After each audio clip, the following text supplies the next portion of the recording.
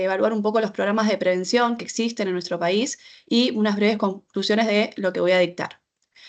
Para realizar un poco esta búsqueda del tema de donde voy a abordar esta temática, si bien es un tema que compete a nivel internacional, eso me hizo llevar a que pueda ir evaluando y observando lo que van discriminando las diferentes guías a nivel internacional de diferentes países y además evaluar y observar los datos que están publicados en nuestro país a través del Instituto Nacional de Cáncer y otras sociedades que competen lo que es el desarrollo de este tema. Bueno, en principio, para poder abordar lo que es la epidemiología, em, voy a hablar sobre lo que es la incidencia y la mortalidad, eh, conocer un poco las diferencias entre diferentes regiones nacionales e internacionales y evaluar las barreras al diagnóstico y tratamiento de este tipo de cáncer. Según la Organización Mundial de la Salud, lo describe y pone en alerta que el cáncer de cuello uterino es un problema de salud pública.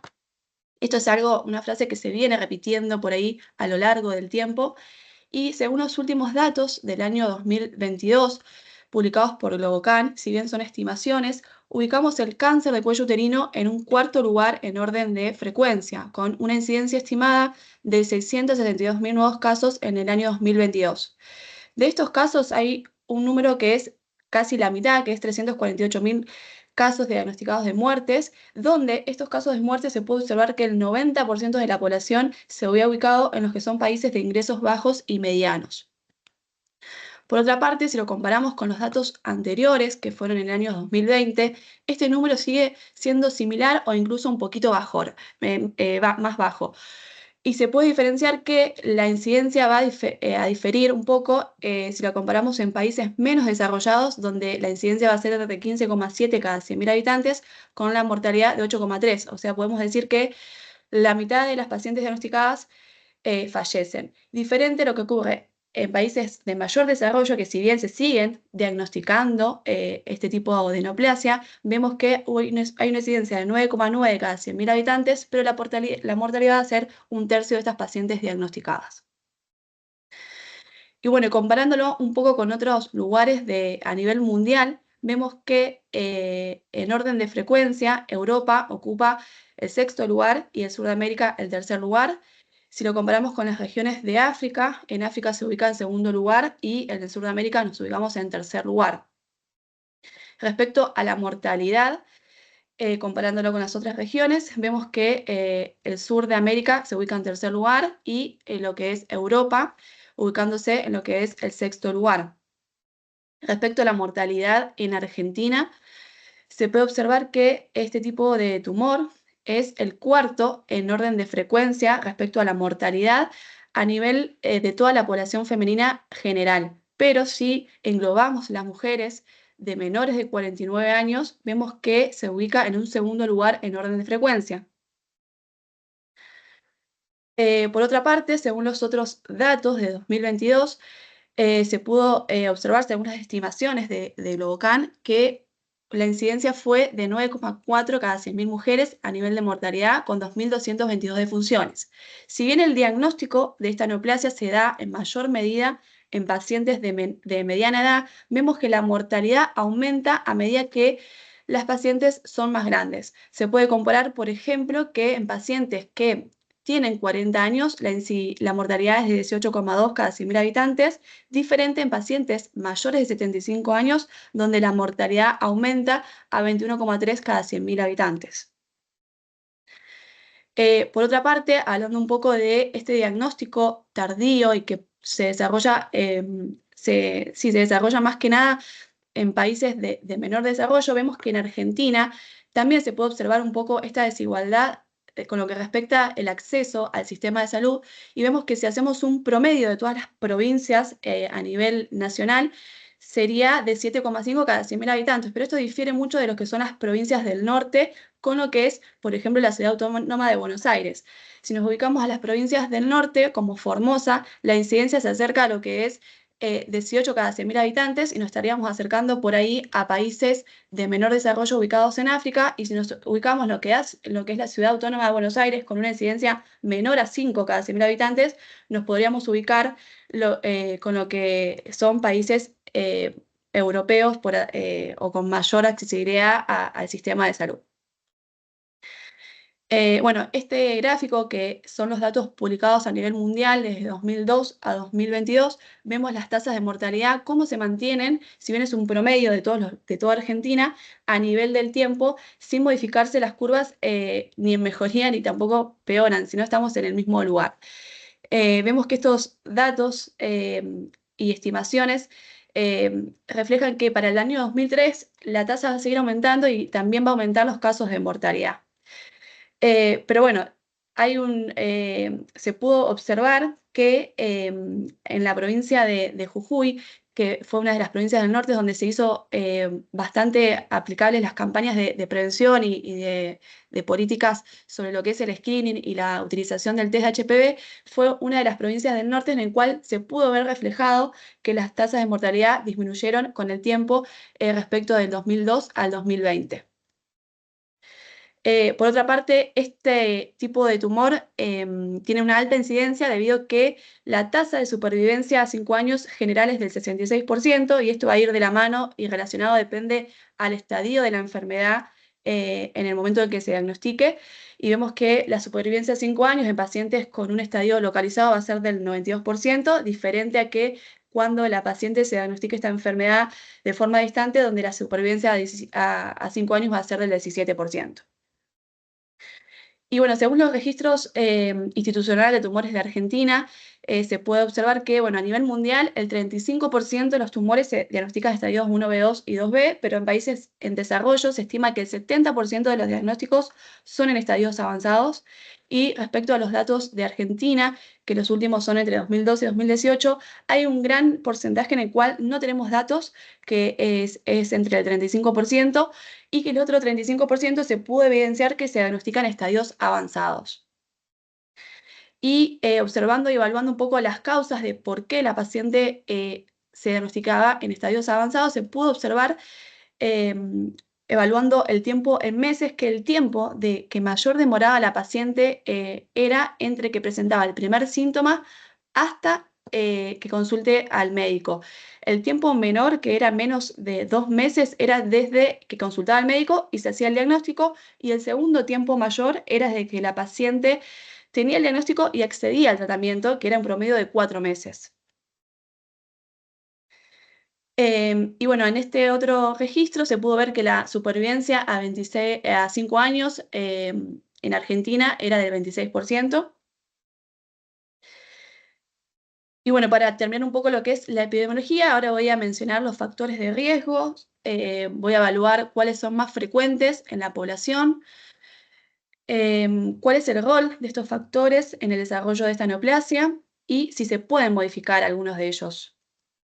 Según las guías más conocidas y lo que se publica por la NCCN, vemos que estos factores de riesgo por ahí se vuelven a repetir un poco, como lo que son los comportamientos sexuales a nivel del número de parejas sexuales, la alta paridad, las infecciones de transmisión sexual, el inicio de las relaciones sexuales a edad temprana, la infección, bueno, por el HPV y lo que es la utilización del tabaco y los anticonceptivos orales.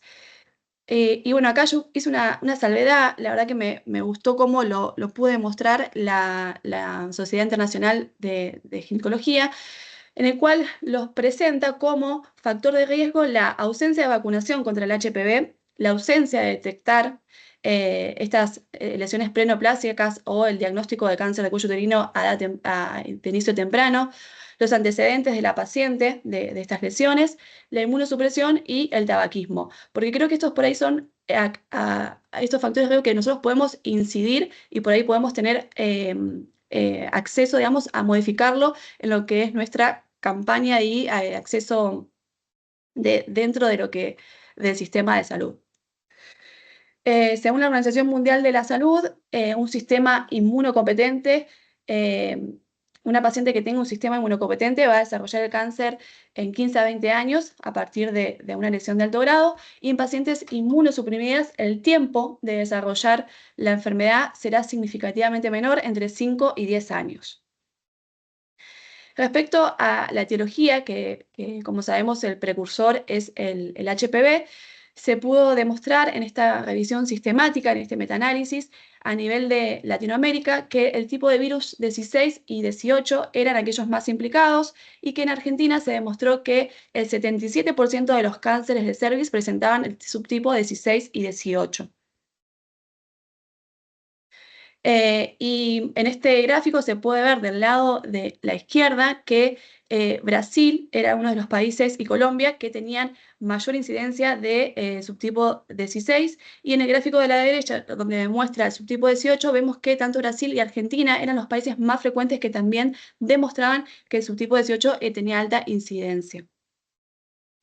Respecto a este estudio que se hizo, donde participaron algunos profesionales de Argentina, en el cual también evalúa estos subtipos tanto 16 y 18 y otros subtipos de bajo riesgo de HPV, vemos que el SIN3 y pacientes con cáncer tenían una alta incidencia de los subtipos 16 y 18, diferente a lesiones de bajo grado como SIN1 y SIN2, en el cual prevalecían los subtipos de bajo riesgo de HPV. Y además se pudo ver en este trabajo que las pacientes mayores de 50 años eran aquellas que tenían más prevalencia de presentar los subtipos de tipo 16 y 18.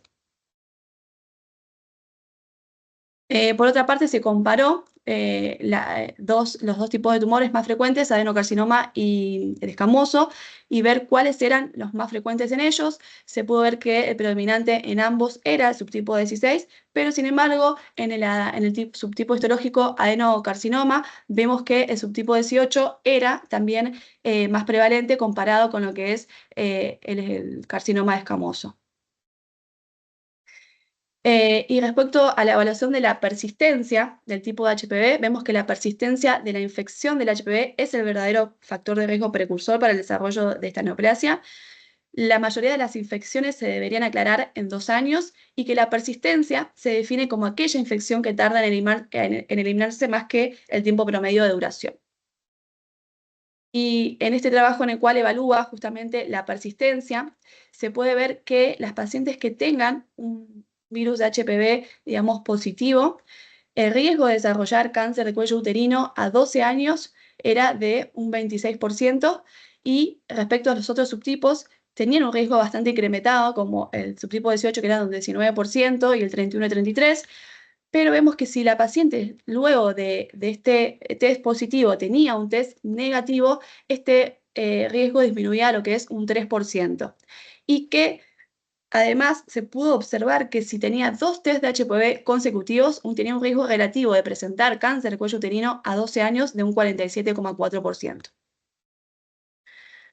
Bueno, en este trabajo, donde también evalúa el rol de la persistencia de la infección, esto los pudieron subdividir según las edades de las pacientes y se puede ver que en pacientes que tenían más de 42 años, el rol de la persistencia era mucho mayor, lo que se compara con pacientes más jóvenes, menores de 25 años, donde el aclaramiento de la eliminación demoraba mucho menor que pacientes más grandes.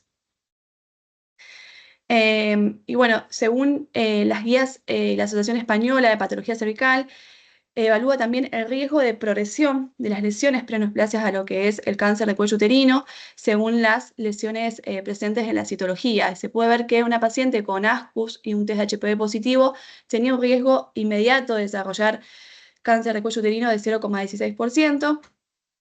Y pacientes que tenían un ASC-H con el test de HPV positivo tenían un riesgo a 5 años de presentar cáncer de 1,6%. Pacientes que tenían LSIL y el test de HPV positivo tenían un riesgo de cáncer a nivel inmediato de 0,08%.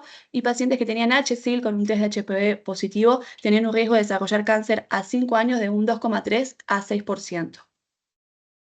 Por otra parte, también las directrices de la Sociedad Americana también evalúan este riesgo potencialmente a 5 años y se puede ver que pacientes que tenían HPV negativo tenían un riesgo de tener una lesión mayor de SIN3 o mayor a 5 años de un 0,15% y si tenían una citología negativa tenían un riesgo de tener cáncer de cuello uterino de un 0,33% a 30 años. Y además se estableció que el cigarrillo incrementaban estos riesgos. Y respecto al rol de la vacunación en lo que es el cáncer de cuello uterino, Se puede ver en este análisis que las pacientes que no estaban vacunadas tenían un incremento de su riesgo de tener cáncer a 30 años de 94 cada 100.000 habitantes. Si iniciaban la vacunación entre los 17 y 30 años, el riesgo era menor de 54 cada 100.000 habitantes, pero si el inicio de la vacunación era antes de los 17 años, el riesgo era de 4 cada 100.000 habitantes. Esto se pudo ver reflejado que las mujeres vacunadas antes de los 17 años redujeron su riesgo de cáncer en un 88% y las vacunadas entre 17 y 30 años redujeron el riesgo en un 53%.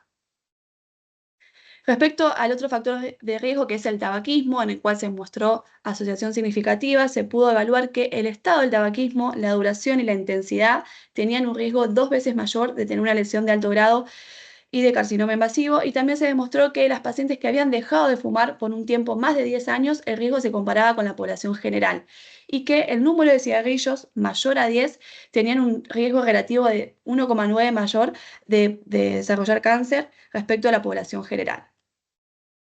Por otra parte, en esta revisión sistemática y en este metaanálisis, donde evaluaron también y compararon las poblaciones que habían fumado y que tenían cáncer de cuello uterino, se pudo observar que tenía una asociación positiva significativa con un radio de 2,65 respecto a la población general.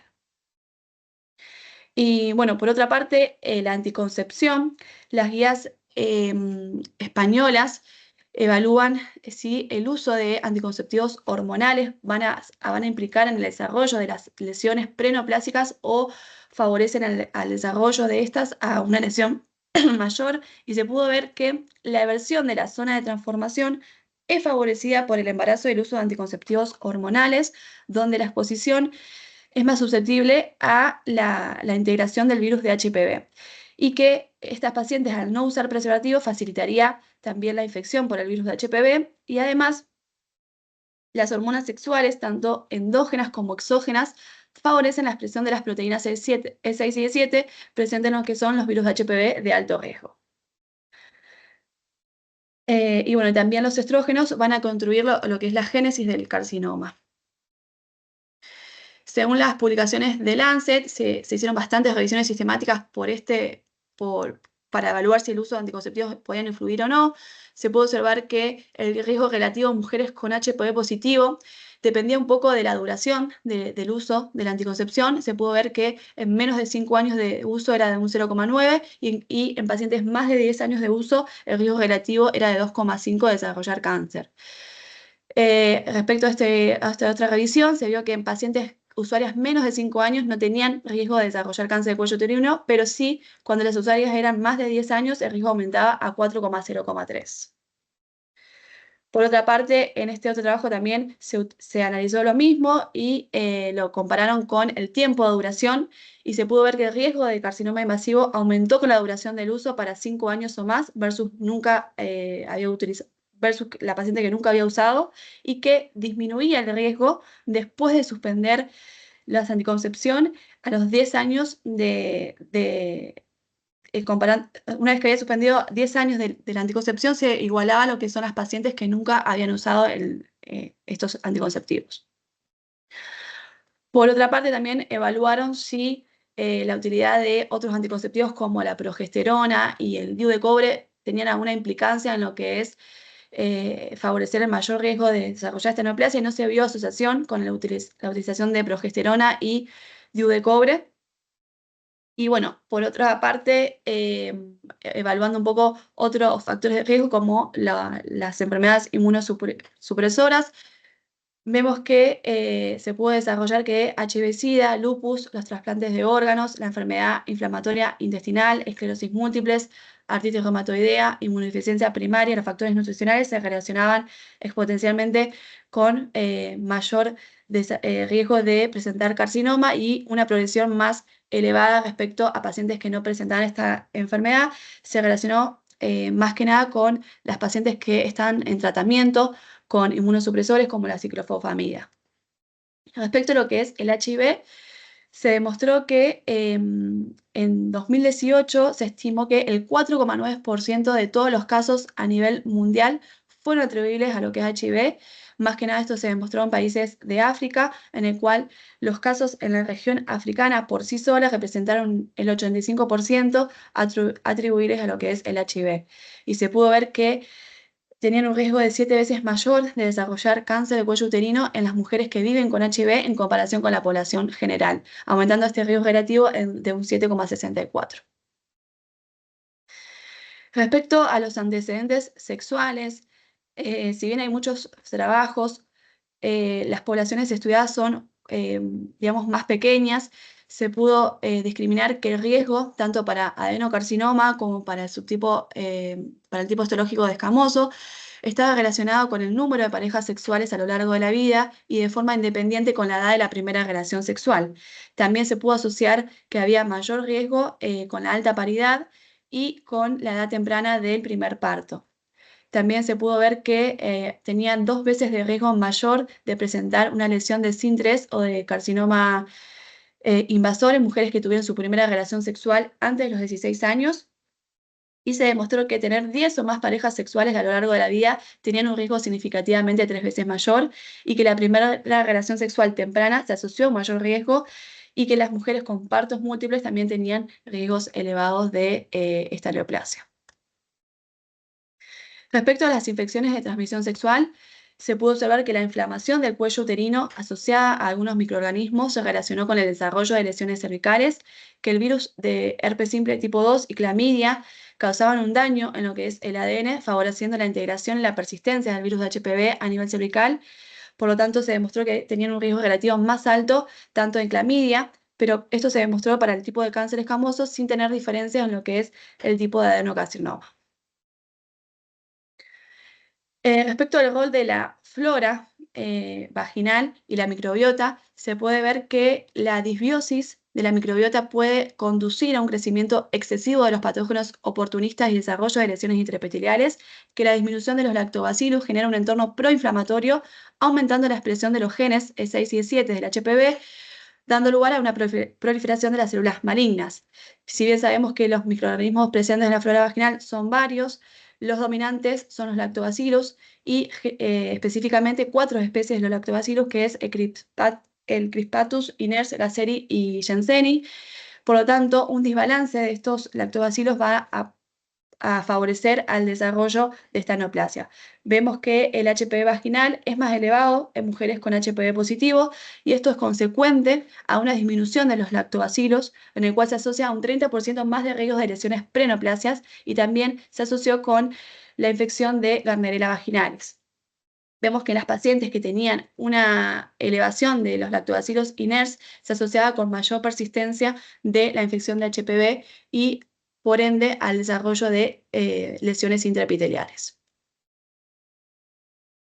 Y bueno, para ir un poco finalizando esta clase, hay bastantes trabajos en el cual nos preguntamos de por qué, si bien existen programas de screening organizados, todavía se sigue diagnosticando esta neoplasia que podría ser prevenible, y se pudo ver que en estos casos reportados en países que contaban con screenings organizados, la mayor, digamos, consecuencia eran que las pacientes no respetaban las guías que estaban indicadas y no cumplían con el screening que se debería realizar en forma, digamos, respetada anualmente o cada 5 años en caso del test de HPV. Y también plantea de por qué las pacientes mayores de 65 años que tenían, que se habían dejado de realizar la el screening para las lesiones preneoplásicas, todavía se le había diagnosticado lo que es el cáncer de cuello uterino, y se pudo demostrar que estas pacientes con diagnóstico no habían accedido y no habían tenido las recomendaciones de las guías en los últimos años. Entonces se pudo relacionar que seguíamos teniendo cáncer de cuello uterino en pacientes más añosas, pero era consecuente a que estas pacientes no tenían el screening hecho de forma organizada los años anteriores. Y bueno, y hay diferentes trabajos en el cual mencionan estos interrogantes de por qué todavía, digamos, siendo una enfermedad prevenible o que se puede diagnosticar en estadios iniciales, no se puede llevar a cabo esto, digamos, si se pierden las oportunidades o si hay una mala toma de la citología. Y bueno, son bastantes interrogantes que si bien son realizados con grupos pequeños, es lo que sucede a nivel de en todas las regiones. Respecto a este otro trabajo, con lo que mencionábamos anteriormente, sobre las pérdidas de oportunidades o sobre el acceso de lo que es el sistema de salud en algunas poblaciones, se pudo demostrar a nivel mundial que el 67% de las mujeres entre 20 a 70 años nunca se habían sometido a una prueba de detección y que si nos englobamos en los países de ingresos bajos, el 90% de las mujeres no habían accedido a una prueba de detección. Y bueno, este trabajo de Argentina, que un poco contestando a interrogantes de bastantes trabajos que se hacen de por qué todavía contamos con pacientes que por ahí no acceden al sistema de salud, si bien es porque no hay acceso o es difícil, se realizó una encuesta a todas las mujeres de la provincia de Jujuy, Misiones Salta, Chaco y de la provincia de Buenos Aires, y las mayores respuestas de las pacientes eran que tenían pudor de mostrar el cuerpo, temor ante un resultado negativo, experiencias de mala calidad en lo que es la atención y también por problemas, si bien lo describo como pareja, de que la paciente al ser pacientes que tengan familias con bastantes hijos, no tener a alguien que pueda cuidar a sus hijos, entonces se le dificultaba, debido a que la pareja trabajaba, poder acceder al sistema de salud. Entonces, bueno, esto era una de las causas que por ahí se presentan en algunas provincias de nuestro país, que si bien parece algo añoso, todavía sigue sucediendo. Bueno, y para ir terminando, quería hacer una mención en los tipos de cáncer de cuello uterino que no se asocian a lo que es al HPV, si bien representan menos del 5%, la etiología no está clara, generalmente se asocia a edad avanzada y no se mostró asociación con lo que es el tabaquismo. Más frecuentemente son demostrados los adenocarcinomas de tipo gástrico, mesonéfrico y células claras. Generalmente se relacionan con mutaciones germinales y además tienen menor actividad proliferativa y tienen alteraciones de las proteínas de expresión P16, P14 y P27. Y también en estos tipos está la duda en que si realmente no dependen de lo que es el HPV o si la infección del HPV causó en primera instancia el daño a nivel del tejido y esto provocó una necrosis. Si bien se integró en el ADN, provocó una necrosis a nivel tumoral y cuando se hace la detección por el tipo de HPV, esto sale negativo, pero sin embargo, quizás la primera etiología era de tipo HPV. Esto todavía está en revisión y en duda. Y para ir finalizando, la Organización Mundial de la Salud describe estas tres metas que seguramente ya conocemos, en el cual la estrategia mundial y las previsiones son para el año 2030, en el cual quisiera, digamos, tener como objetivo eliminar el cáncer de cuello uterino con una incidencia menor de 4 casos cada 100.000 mujeres y que la tasa mediana de incidencia se reduciría para el año 2045 a un 42% y para el 2120 a un 97%, lo que evitaría más de 74 millones de nuevos casos, y esto ocasionaría el número acumulado medio de muertes por cáncer de cuello uterino evitadas de 300.000 muertes para el 2030 y más de 14 millones para el 2070 y más de 62 millones para el 2120. Como conclusión, en Argentina, la prevalencia de esta neoplasia se mantiene lineal a través del tiempo, por lo que hemos visto. La desigualdad social, la dificultad al acceso a atención y la falta de un programa organizado accesible podrían justificar las diferentes prevalencias en las distintas regiones. Se debería poder lograr políticas públicas sostenidas que prioricen la prevención desde programas organizados tanto para el tamizaje, diagnóstico y tratamiento. Y si bien el HPV es el principal precursor de esta neoplasia, sería de gran importancia además poder identificar los factores de riesgos asociados para poder incidir en ellos desde el cuidado y la prevención. Y bueno, como último objetivo y esperanzador, con la inclusión de la vacunación en el calendario, por ahí podríamos esperar lo que son resultados futuros prometedores. La clase, muy completa, la verdad nos gustó mucho como el enfoque que le diste, cómo fuiste progresando con los temas y fue cómo fuiste complementando con evidencia actual. La verdad que excelente, la verdad, te felicito. Gracias. Gracias a todos también por estar. ¿Algún comentario, alguna pregunta? ¿Alguien? Hola, Doc, ¿cómo estás? Lo escuchamos. No, felicitar la paz, realmente muy completo, como vos dijiste, me sumo a tu comentario.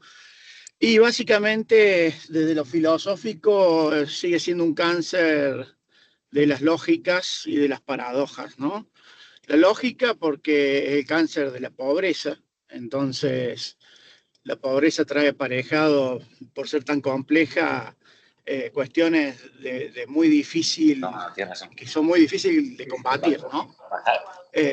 Y a pesar de todas las herramientas que tenemos, sigue llevándose una cantidad de vidas, sobre todo de mujeres, en la etapa más importante para la familia, ¿no? Que es ahí entre los 40 y los 50 años.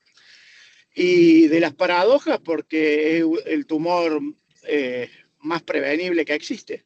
Un órgano externo, que ya vamos a ver en las próximas clases, que es absolutamente prevenible desde el screening, más allá de la prevención primaria, porque cumple con todos los preceptos, porque tiene una ventana de oportunidad de 20 años entre que ingresa el virus y produce el cáncer, o sea que muestra la paradoja de lo más prevenible, el segundo cáncer que más mujeres mata. Así que bueno, nada, una mirada de lo filosófico y pensar que por muchos años más allá de vacunas y campañas de screening y demás, lo vamos a tener presentes en nuestro consultorio. Buen día, ¿se escucha lo que digo yo? Bueno, primero, gracias Paz, gracias al Hospital Español. Está buenísimo, gracias a todos los que están conectados, porque vimos que en un momento era 37 y la verdad que por ahí se conectan muchas más personas. Muy bien dada, coincido con lo que dice Gonza. Sigan conectándose y vamos a seguir con esto. El objetivo es que justamente desde los fellows mostrar el nivel que tiene. Lo voy a plantear en comisión directiva para abrirlo a nivel sudamericano también, no para que den, sino para que escuchen. Y la eventualidad de un examen tipo 30 preguntas por tema, de 30 segundos de tiempo de respuesta, eso lo vamos a ver después, para que justamente esto, para que todos los fellows tengan una línea y que esté buenísimo. Ese examen no va a ser obligatorio ni nada, pero es más que nada evaluatorio. Así que gracias a todos. No sé si alguien quiere decir alguien más. ¿Algo más? ¿Alguien más? Doctor Koster, ¿dijo algo? ¿Cómo están? Buen día.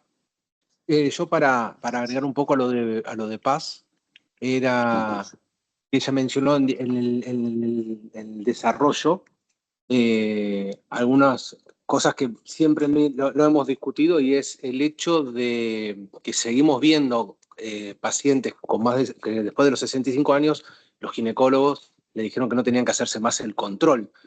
A lo mejor a este grupo de gente que está escuchando le puede parecer una aberración, pero hay mucha gente, o sea, muchos de nosotros, de los que tenemos que asistir a las pacientes, que le siguen diciendo a la paciente que como tiene más de 65 años no tiene que hacerse el screening. Entonces, aprovechar también este tipo de clases para nosotros difundir no solamente en la población. Paz mencionó que una de las trabas era la imposibilidad de acceso al sistema de salud de los pacientes.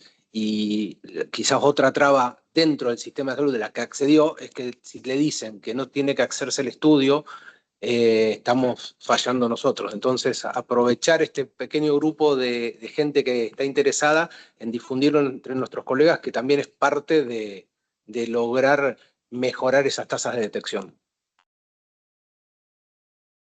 Buenísimo. Hola. Si no tiene... Hola. Fede. No, Presidente, no pueden... Sí, dale. Buen día. Felicitaciones, Paz. Muy buena la charla. ¿Qué tal?